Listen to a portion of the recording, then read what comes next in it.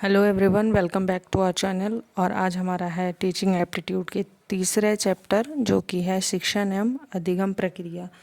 मैं बुक से वैसे पढ़ाती हूँ पर ये चैप्टर बहुत लंबा है, इसको कवर करना बहुत दिक्कत होगा, तो मैंने उसके जो मेन पॉइंट्स हैं वो यहाँ लिख के लेके आई हूँ। आप लोग समझ जाएंगे, इतने में पूरा लाइन बाय लाइन पढ़ने की कोई ज़रूरत नहीं है। तो सबसे पहले जानेंगे हम लोग शिक्षण क्या है। तो शिक्षण जो है वो एक सामाजिक प्रक्रिया है। ये पूछा जाएगा कि शिक्षण क्या है, तो शिक्षण एक सामाजिक प्रक्रिया है जो मनुष्य के व्यवहार में परिवर्तन लाता है। शिक्षण एक ऐसी सामाजिक प्रक्रिया है जो मनुष्य के व्यवहार में परिवर्तन लाता है। और शिक्षण का उद्देश्य क्या होता है? तो शिक्षण का उद्देश्य ही होता है वो मानव व्यवहार में परिवर्तन लाना। दूसरा बात है कि शिक्षण पे किन किन चीज़ों का प्रभाव पड़ता है। तो शिक्षण पे शासन का प्रभाव पड़ता है। जिस देश में रह रहे हैं वहाँ पे जो शासन है उसका पूरा का पूरा प्रभाव शिक्षण पे पड़ता है। वहाँ के सामाजिक दर्शन का प्रभाव पड़ता है शिक्षण पे, और वहाँ के मूल्यों का और संस्कृति का प्रभाव पड़ता है। मतलब वहाँ पे कैसा शासन है इस बात का प्रभाव पड़ता है, वहाँ की सामाजिक स्थिति क्या है इस बात का भी प्रभाव पड़ता है, साथ ही साथ वहाँ के सांस्कृतिक मूल्य क्या हैं, इन सभी चीज़ों का प्रभाव शिक्षण पे पड़ता है। स्मिथ ने एक यहाँ पे बारे में है, स्मिथ ने शिक्षण के बारे में क्या कहा है। तो स्मिथ ने कहा है कि शिक्षण का उद्देश्य निर्देशित क्रिया है। शिक्षण का उद्देश्य क्या है?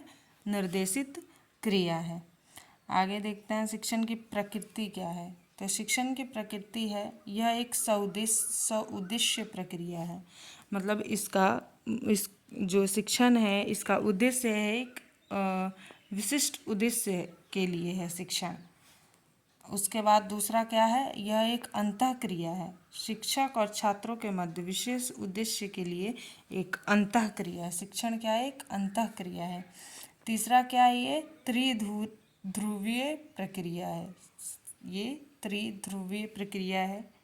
टीचर, स्टूडेंट और पाठ्यक्रम के बीच में ये त्रिध्रुवीय प्रक्रिया है। साथ ही साथ यह मापन एवं मूल्यांकन है। मतलब क्या पढ़ाया है क्या नहीं पढ़ाया है इन चीज़ों के मापन और मूल्यांकन है। ये उसके बाद है तार्किक प्रक्रिया। शिक्षण जो है एक तार्किक प्रक्रिया है। शिक्षक तार्किक तरीके से अपने स्टूडेंट को पढ़ा सकते हैं। उसके बाद है कलात्मक एवं वैज्ञानिक दोनों है। शिक्षा जो है वो कलात्मक और वैज्ञानिक दोनों है। शिक्षा जो है वो कलात्मक और वैज्ञानिक दोनों है, लेकिन प्रक्रिया पक्ष में जो वो है वो सिर्फ और सिर्फ कलात्मक है। अब है शिक्षा, अध्ययन एवं अनुपागम। शिक्षा क्या है? तो शिक्षा एक ऐसी प्रक्रिया है जो निरंतर मतलब जीवन भर चलने वाली, शिक्षा एक जीवन भर चलने वाली प्रक्रिया है। इसके अंतर्गत क्या आता है? ज्ञान, अनुभव, कौशल तथा अभिवृत्ति, ये सारी चीज़ें शिक्षा के अंतर्गत ही आती हैं। शिक्षा उन सभी मूल्यों का विकास करने का प्रयत्न करता है जो समाज जो है वो बच्चों में डालने की कोशिश करना चाहता है। उन सभी मूल्यों का विकास शिक्षा करता है। शिक्षा शैक्षणिक, व्यक्तिगत एवं सामाजिक हो सकता है।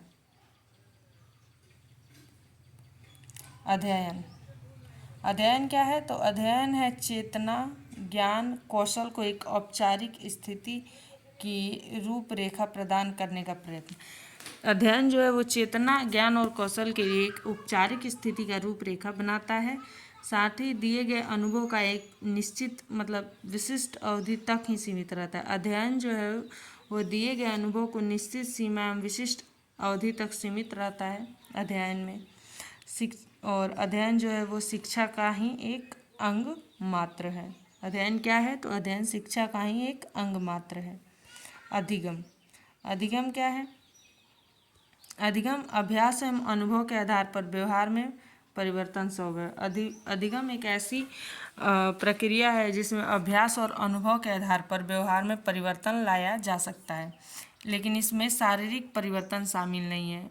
ऑप्शन में 3 ऑप्शन देने के बाद चौथा ये रहेगा कि क्या अधिगम में शारीरिक परिवर्तन शामिल है? तो नहीं, बिल्कुल याद रखना है कि अधिगम में शारीरिक परिवर्तन बिल्कुल भी शामिल नहीं है। सुसंगत व्यक्तित्व विकास जैसे व्यापक लक्ष्यों को प्राप्त करने के लिए उपयोग किया जाता है। अधिगम का उपयोग क्यों किया जाता है? एक सुसंगत व्यक्तित्व की प्राप्ति के लिए, विकास के लिए और कोई मतलब विकास जैसे लक्ष्यों को प्राप्त करने के लिए अधिगम का प्रयोग किया जाता है। प्रशिक्षण, प्रशिक्षण क्या है? प्रशिक्षण इसका उद्देश्य है जीवन अथवा व्यवसाय के किसी पक्ष में से संबंधित वांछनीय आदतों को उत्पन्न अथवा व्यवहार प्रकट करना।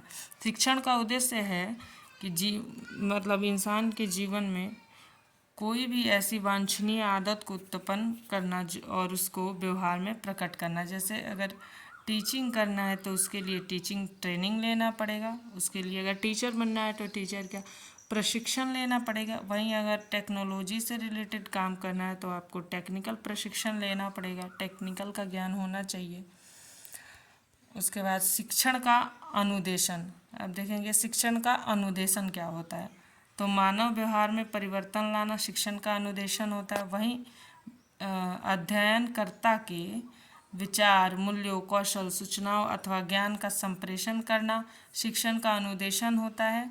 वहीं अधिगम को प्रभावी बनाना विद्यार्थियों को शिक्षित करने की दृष्टि से अधिगम को प्रभावी बनाना शिक्षण का उद्देश्य होता है। तो बस बेसिकली शिक्षण क्या करता है? मानव व्यवहार में परिवर्तन लाता है, विचारों, मूल्यों, कौशलों, सूचनाओं तथा ज्ञान का संप्रेषण करता है, अध्ययनकर्ता को इन चीज़ों का संप्रेषण करता है और अधिगम को प्रभावी बनाता है ताकि विद्यार्थियों को शिक्षित करने की दृष्टि से अधिगम को प्रभावित बनाना है। तो क्या पढ़ा हमने? शिक्षण क्या है? 2 मिनट का रिवीजन। शिक्षण क्या है? शिक्षण एक सामाजिक प्रक्रिया है, मानव व्यवहार में परिवर्तन के उद्देश्य से लाया गया। इस पे प्रभाव किसका पड़ता है? शासन का, सामाजिक दर्शन का, मूल्यों का और संस्कृति का। स्मिथ ने क्या कहा था? स्मिथ ने कहा था कि शिक्षण का उद्देश्य निर्देशित क्रिया है। अब शिक्षण की प्रकृति क्या है? तो इसका प्रकृति सउद्देश्य है, विशिष्ट उद्देश्यों के लिए प्रक्रिया है, अंतः क्रिया है, छात्र और शिक्षक के विशेष उद्देश्य के लिए, त्रिध्रुवीय प्रक्रिया है, मापन एवं मूल्यांकन है, तार्किक प्रक्रिया है, कलात्मक और वैज्ञानिक दोनों प्रक्रिया है, लेकिन प्रक्रिया पक्ष में सिर्फ और सिर्फ कलात्मक है। शिक्षा अध्ययन उपागम में क्या है? तो शिक्षा जीवन भर चलने वाला है। इसके अंदर ज्ञान, अनुभव, कौशल तथा विवृत्ति है। उन सभी मूल्यों का विकास का प्रयत्न है जो समाज बच्चों में डालने की कोशिश करता है। यह शैक्षणिक है और व्यक्तिगत और सामाजिक भी है। उसके बाद अध्ययन। अध्ययन क्या करता है? चेतना, कौशल, ज्ञान को एक औपचारिक स्थिति देता है। अनुभव एवं निश्चित सीमा एवं विशिष्ट अवधि तक। यह एक अनुभव होता है जो निश्चित सीमा और विशिष्ट अवधि तक रहता है, लेकिन यह सिर्फ और सिर्फ शिक्षा का अंग है। अधिगम क्या होता है? अधिगम अभ्यास और अनुभव के आधार पर व्यवहार में परिवर्तन लाना होता है, लेकिन यह शारीरिक परिवर्तन में शामिल नहीं होता है। सुसंगत व्यक्तियों का विकास, सुसंगत व्यक्तित्व और विकास जैसे लक्ष्यों को प्राप्त करने के लिए उपयोग किया जाता है। प्रशिक्षण क्या है? इसका उद्देश्य है कि जीवन या व्यवसाय में किसी भी आदत को लाने के लिए या उत्पन्न करने के लिए या व्यवहार करने के लिए लाया जाता है। जैसे टीचिंग करने के लिए हमें टीचिंग ट्रेनिंग करना होता है, टेक्नोलॉजी से कार्य करने के लिए टेक्निकल कार्य करना, और भी बहुत सारी चीज़ें हैं जिनके प्रशिक्षण लेने होते हैं। शिक्षण का अनुदेशन क्या है? तो ये मानव के व्यवहार में परिवर्तन लाता है, मूल्यों, कौशलों और ज्ञानों का संप्रेषण करता है और अधिगम को प्रभावी बनाता है, जिससे विद्यार्थियों को शिक्षित करने की दृष्टि से अधिगम को प्रभावी बनाता है। तो आज का भाग एक ये ख़त्म होता है और 2 वीडियो और इसके बनेंगे, फिर ये चैप्टर ख़त्म हो जाएगा। थैंक यू सो मच हमसे जुड़ने के लिए। वीडियो को लाइक शेयर सब्सक्राइब करिए।